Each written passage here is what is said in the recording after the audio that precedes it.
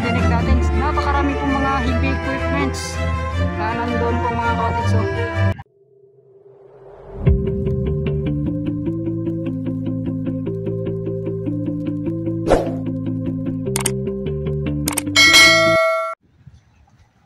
So what's up mga cottage, magandang hapon po sa ating lahat.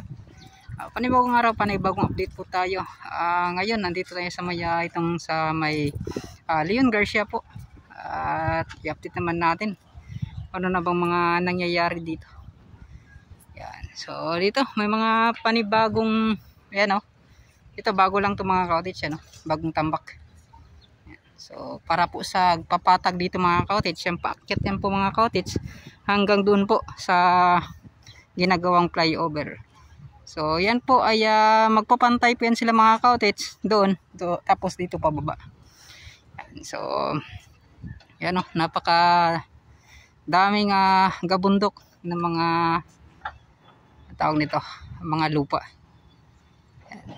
So di natin alam kung kailan pa ito umpisahan mga cottage, itong kanilang ginagawa dito para po talagang magdugtong na hanggang doon po sa ginagawang flyover. At ngayon dito mga cottage may mga nagro-ronda at sila po ay parang nagtitingin-tingin kung may mga tao ba na nakapasok dito. Ayan. Sir, go, shout out.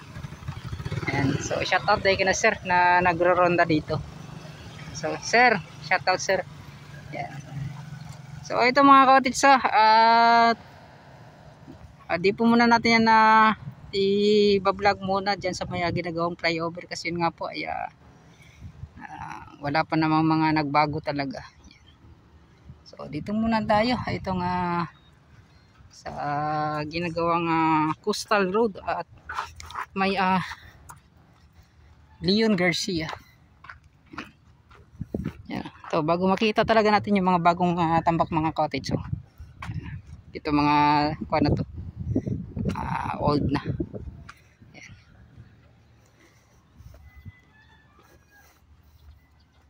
X-pads. Yan, so ilalagayan doon sa gilid, sa baba para may pangharang po sila. At yan, grabe sobrang init ngayon po ay alas 3:03 na po ng hapon at sa tingin ko nagpapahinga po yung mga nagtatrabaho dito kasi merienda time na po.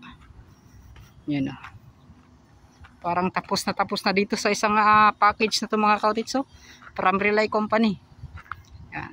So inulit ko 120 meters lang po yung haba ng package na ibigay yata sa kanila dito.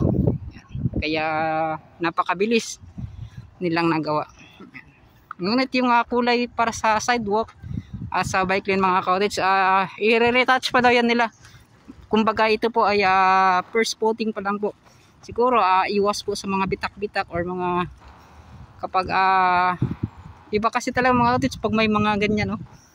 Yung ginagawa nila mga cottage, hindi po yan na pintura. Yun po yung nakalimutan ko yung pangalan na yung makita natin sa bahay ng mga cottage, yung kulay na pula na kanilang inilalagay. So hindi ko alam ano yung pangalan. So ganun po mga cottage. Sa pagkakaalam ko sila lang po yung gumagawa ng ganito sa pagkulay po. Yan, no? At karamihan kasi ginagawa nila yung mga pintura. So siguro yan ay hindi natin alam kung lalagyan pa yan ng pintura o hindi na. So dito naman ay di pa natatapos mga cottage. Baka dito ay may ganito mga cottage. Sa tingin ko gagawan to ng manhole para dito daan yung daluyan ng tubig. So ayan.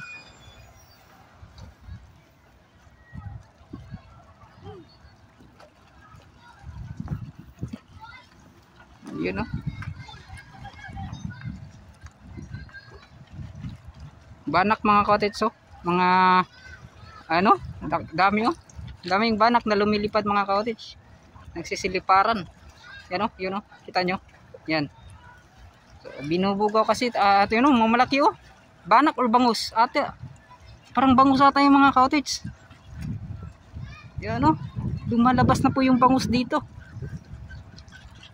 Yan, jackpot yung mga cottage sigurado. Yun oh. Yun na, nagliliparan mga cottage. Parang tingin ko may halong bangus. Nakakamis talaga mga mukot mga cottage or mga isda.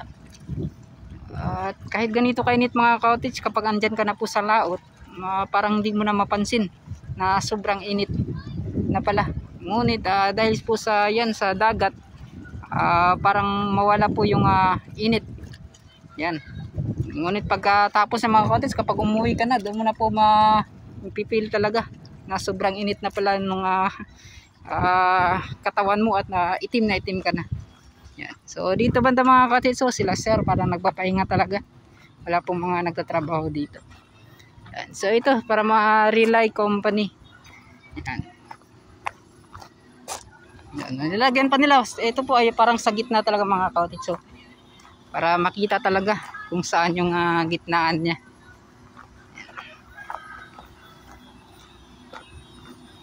Yan o, rail guard or guard rail.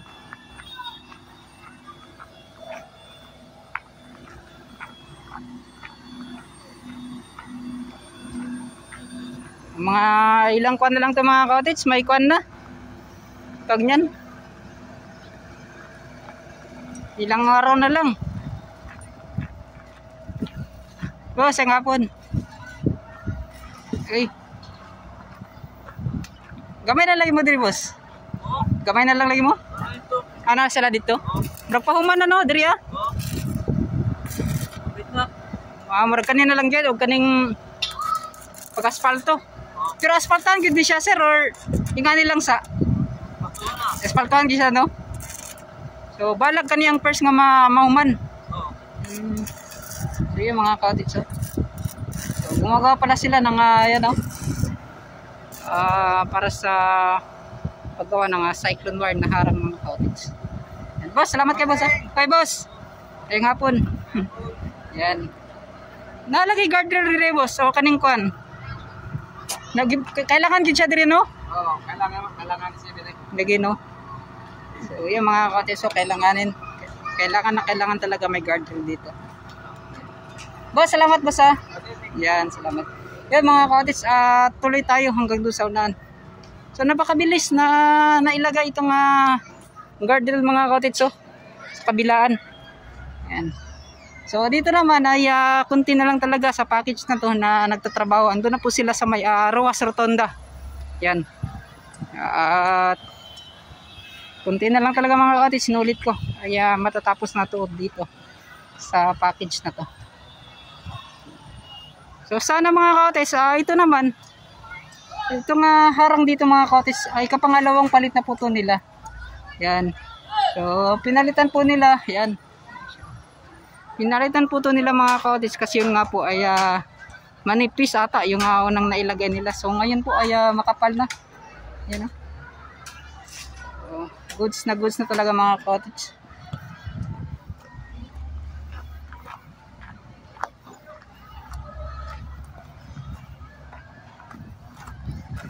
So dito na kunti na lang magpapantay na po yung tambak. Di natin nakalain mga cottage ha. Paglipas po ng maraming araw, maraming buwan mga cottage ay ganito na po yung itsura ng Leon Garcia. So ito na po yung huling tambak para sa second layer. At ito na po ay pagbuo na talaga ng gagawing kalsada dito.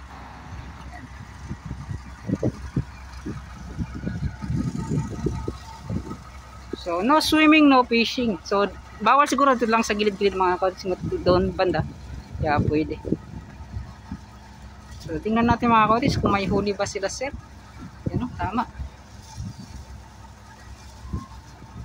So sana may huli sila.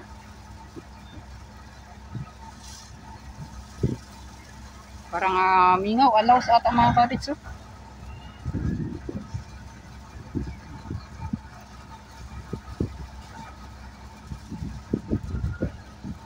Ganda ng panahon. At doon naman mga cottage sa itong area ng tawag niyan, sa may Barangay Duterte. Pupuntahan din natin pagkatapos nito. I-update natin yan lahat. Saan man yung mga kaya natin ngayong araw pag-update. Yan sila sir. So dito tayo, try natin sa gilid mga cottage. Oops.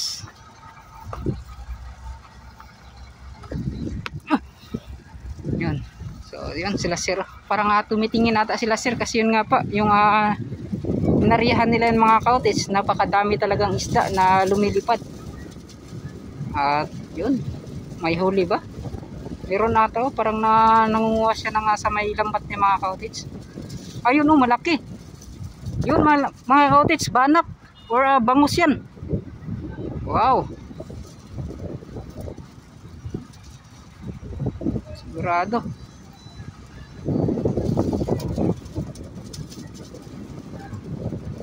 Tapos napakamabaw lang, babaw lang yan mga cottage.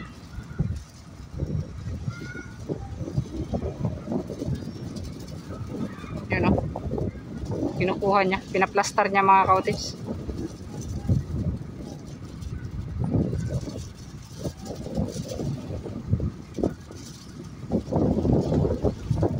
Yun o, yun. Malaki. Yun o, wow. Yun mga cottage, kinukuha niya. Certain nila ngayon mga cottage kasi yun nga po dumagsa yung isda dito sa baybayin na to. Yan. So dito naman banda mga cottage dati, dito talaga kami yung tinatawag nilang pamante. Yan, yung i-area mo lang po, yung pukot mo dito tuwing hapon or madaling araw. Yun nun, sobrang laki mga cottage oh. Yan oh, kita nyo, inaangat niya po.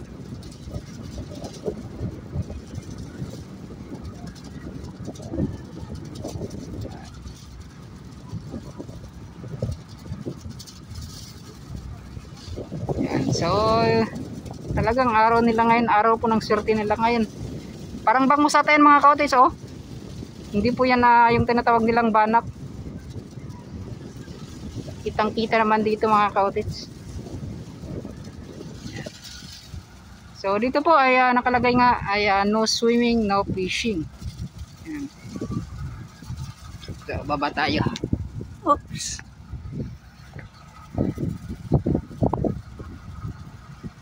So buong buo na mga cottage ha. Lalong lalo kapag ito po ay natambakan na talaga at nagpantay na po dyan. Wow na yan mga cottage dito banda. Di talaga natin yan makikita ng mga cottage kapag puro po lupa yung mga matatanaw natin. Kapag yan po ay nalagyan na ng semento ay matatawag na natin talagang dito sa gilid ng mga cottage sa bike lane at saka sidewalk kapag malagyan ng semento. Yan, kunting-kunti na lang tapos asfalto. Yan, isa na talagang ganap na kalsada. So ngayon ay ongoing pa rin talaga itong ginagawang coastal road. So ito na po yung huling segment na magsisimula dyan sa may ayan mga cottage, so sa may Santa Ana Wharf, yung boundary po ng Santa Ana Wharf at itong Leon Garcia hanggang doon po sa may Jerome R. Castillo. Yan. So yan po yung huling segment na may habang 3.7 kilometers ba yung mga cottage, kung hindi po tayo nagkakamali. Ayan o, talagang busy po dito mga cottage sa paggawa dito po sa dulo ng ginagawang minor bridge. Ay.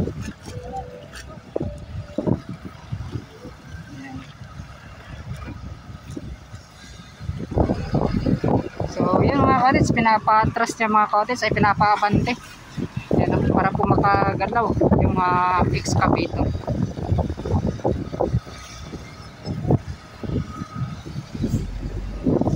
So titingnan natin mga cottage, ano, malapit na. Parang yun lang ata yung huli nila mga cottage.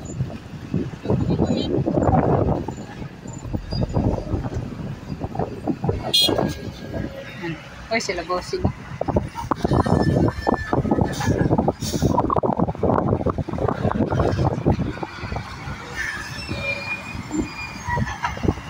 Nagpo-flooring sila mga cottage dito banda.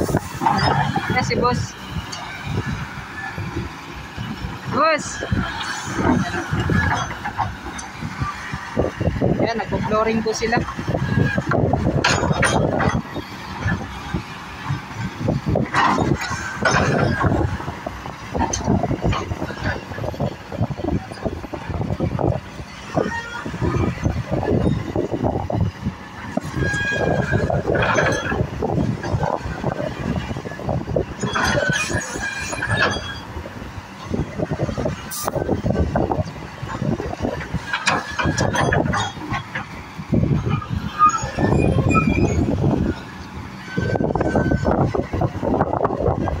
Yan, so yan mga cottage, kapag natapos na itong may lagay na yung girder, tapos nalagyan na ng flooring din itong ginagawang minor bridge, yan na itatanggalin po yan nila dito mga cottage at dadaan na po dito sa ginagawang minor bridge. So ganun po yung proseso at ma-open na po yan talaga mga cottage. Yan, yung daloy po ng tubig kanal, yan, parang in out na siya mga cottage.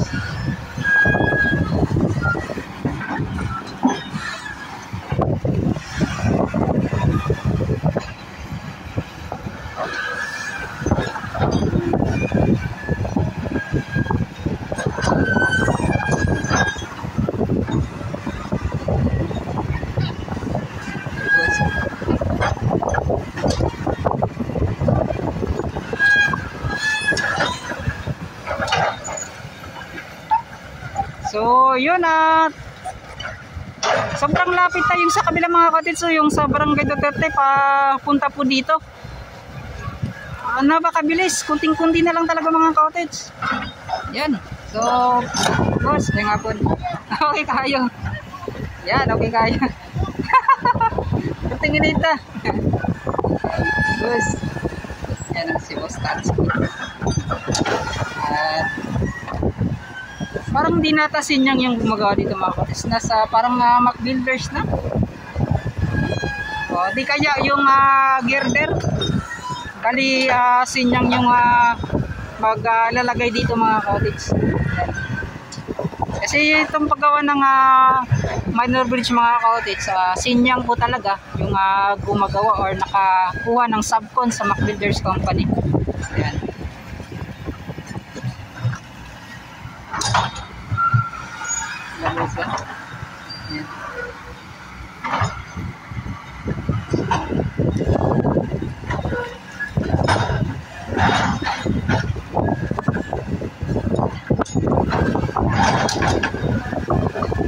So yung mga cottage, dito banda ay napakataas po at okay po mga cottage.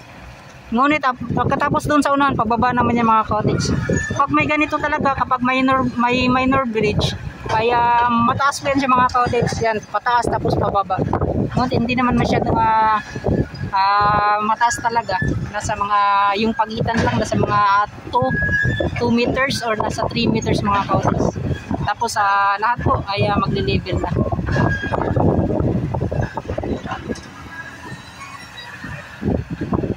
Yan sila.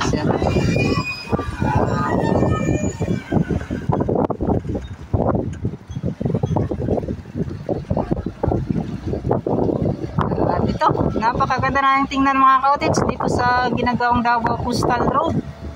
At kitang-kita na talaga natin yung kanilang mga pagbabago. Yan ang pagbabago dito po. Nahalo pa mga cottage. So yun.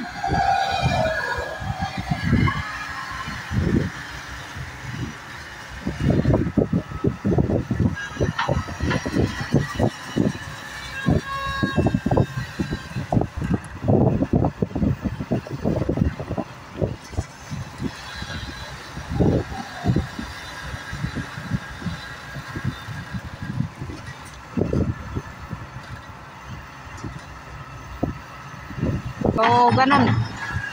Parang pundasyon lang po niya mga kautis ha. So, lalagyan pa nila ng bakal para sa paggawa po ng coping. Yun ha. So, napakatibay niyan mga kautis. Katulad din ng paggawa dun sa kapit.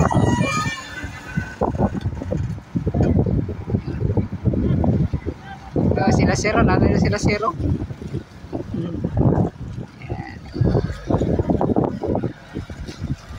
Guys, ngapon.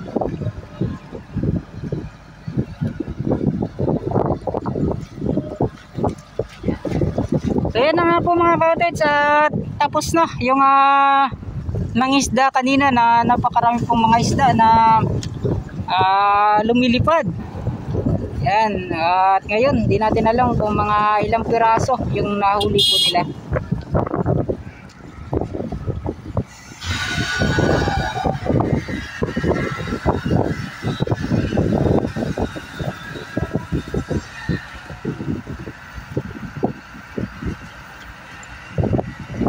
So yun mga kautis, tapos na. Sa kabila naman, napakabilis oh.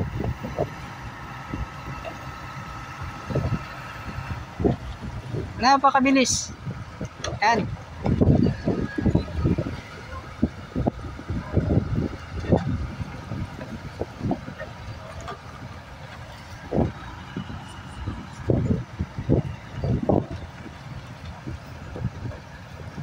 So bababa tayo mga kautis.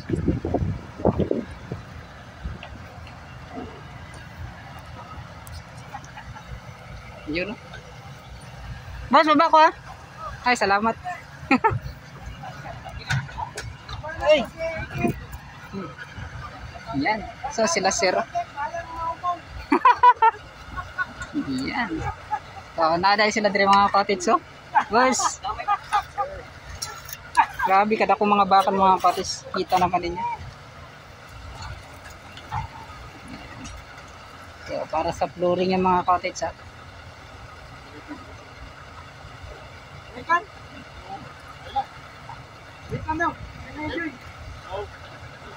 yan sila sir na dito.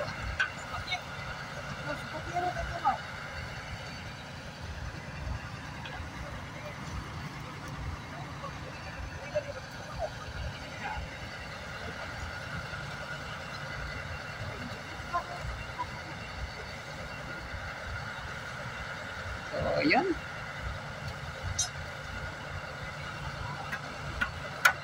Tapos purong kan talaga mga kautits. Kita naman ninyo yung paghalo po nila ng simento. Parang halos simento po lahat yung nakalagay oh.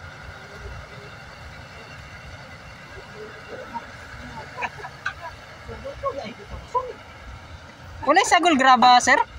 Wala siya sagol graba? Wala no? Ano? Pero naibalas. Naibalas no? Puro balas lang og kon. Anay tanaw puro mga simento. Murag pure tanawon. So napakasulid yan mga kautits. Talagang hindi talaga tinipid sa simento. Yan.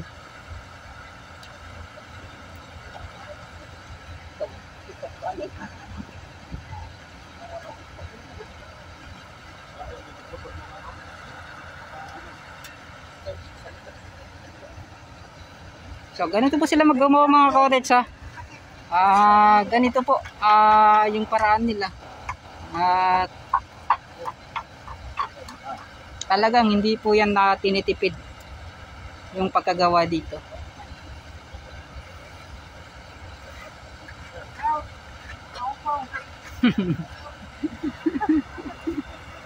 Yan o.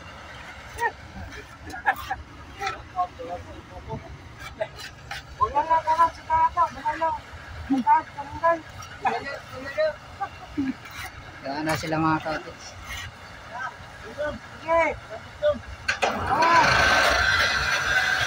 So mabubuhos yung mga kautits.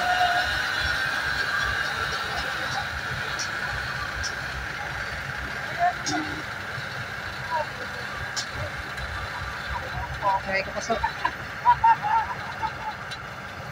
Yan o. So So inilagay na mga cottage. So napakabilis, kanina dito pa yan ha. So ngayon hangdoon na. So iba talaga din mga cottage kapag itong bucket po ng tawag niyan, yung bucket ng excavator, itong bakto. Napakabilis ng paglagay po nila. Yan.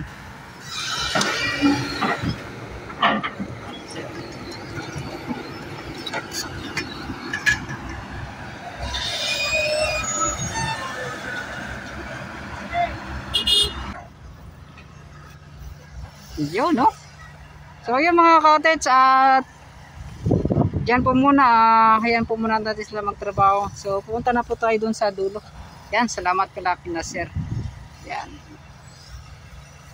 So, dito naman, ay, itong kanilang ginagawang daanan din dito mga cottage, napakalaking tulong talaga. Yan.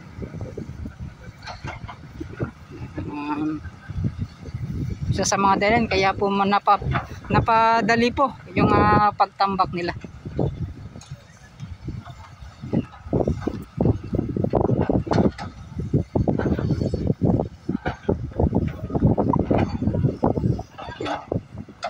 Sobrang ganda po mga cottage ng pagkagawa. Yan o.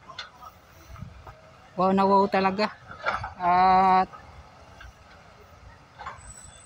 talagang pinatibay itong paggawa po nila ng tawag niyan, itong minor bridge, itong tawag niyan sa pagre-reprap at paggawa po ng coping. Yan. So dito wing wall. Yan o, kita naman po ninyo yung bakal na napakalaki, parang nasa 32 ata to o nasa mga 30 plus yung laki po ng bakal na to. Yan.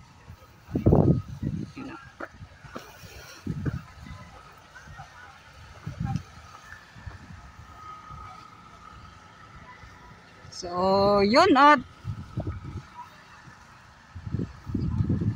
madalas kasi mga cottage pinapatoyo to mga 15 to 30 days ata bago naman nila lagyan ng tawag niyan. Bago mo naman nila lagyan ng girder po. Yun. So, ilang araw na lang sigurado, mga by January mga cottage 2024. May forma na to, may itsura na po.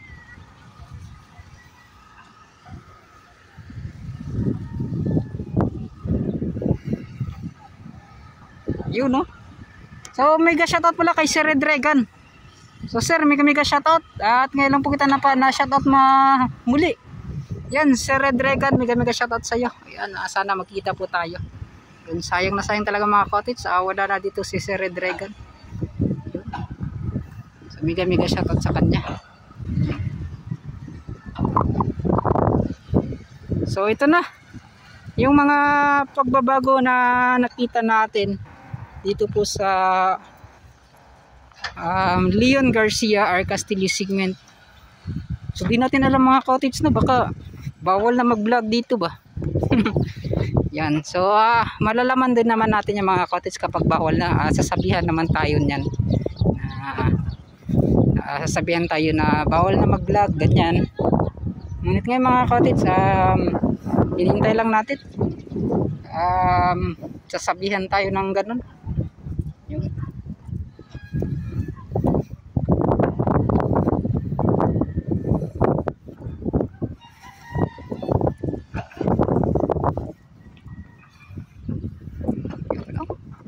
mga expads at itong concrete block. May bahay sana na gagawin dito mga cottage, so di yata natuloy. Sa tingin ko pag ganito ay parang agibara siguro ni ba nga dili pwede patukuron diri abanda. Ganyan lang siguro mga cottage, nasa halagang mga 5,000 mahigit na yung gasto. Yan, kahit ganyan lang po, napakadaming mga kahoy. Malaki-laking gastos na rin yan.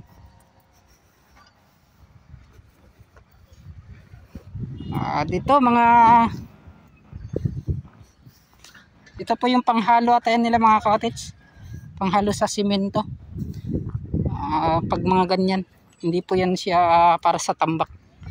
Yun. So muli ay nandito na tayo sa dulo, sa kabila mga cottage. Magdudugtong na talaga yung sa kabila, patungo po dito. Yan.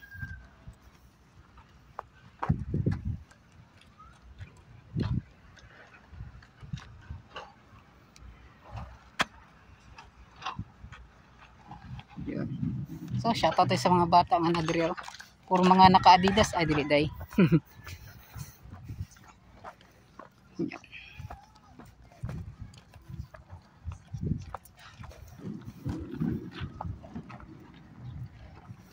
Sobrang init po ng panahon ngayong araw, ngayong oras. Dinig na dinig natin, napakarami pong mga heavy equipments na nandun po mga cottage. May mga shoutout. Napakarami po, at yung mga truck, mga backhoe, at yung parang mahabang galamay na backhoe mga cottage. Yan.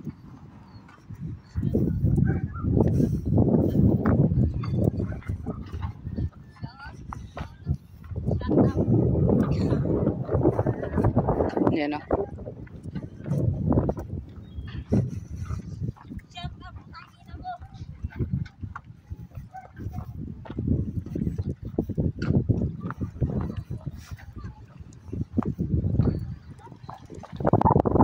So ito na mga cottage, may mga naliligo pa sa gilid na to. Yan. Ay, bata pa.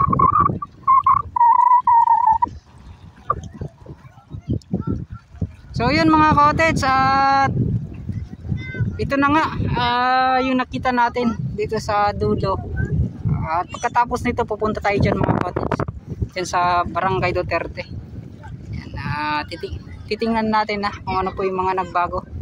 Kasi ayun ilang metro na lang talaga mga cottage, at magdudugtong na dito sa yan sa isang skeleton na pan na yan. Tawag niyan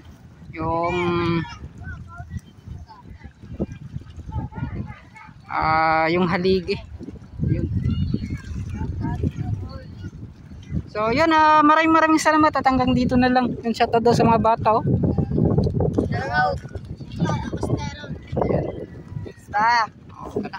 Maraming salamat.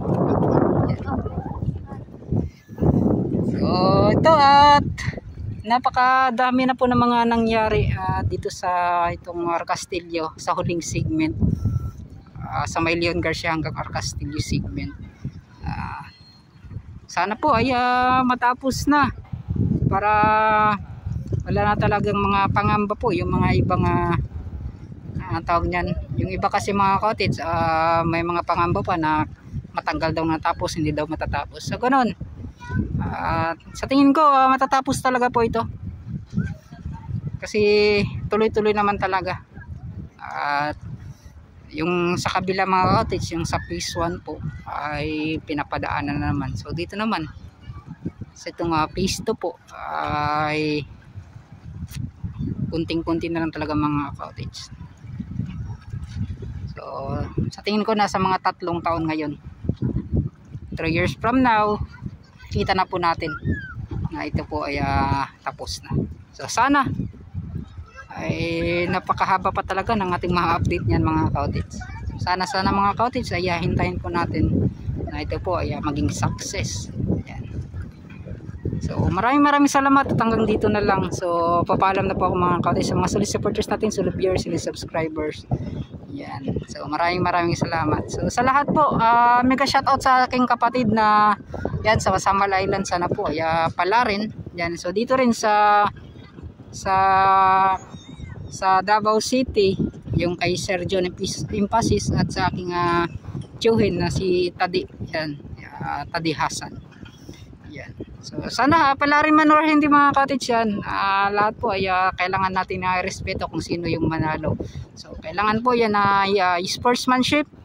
So pasalamatan natin yung tawag niyan kung sino man ang karapat dapat na ihalal. So vote wisely. So hanggang dito na lang, mega shoutout sa FWs natin dyan, mega shoutout. Yun. At hanggang dito na lang, papalam na po ako. Okay na.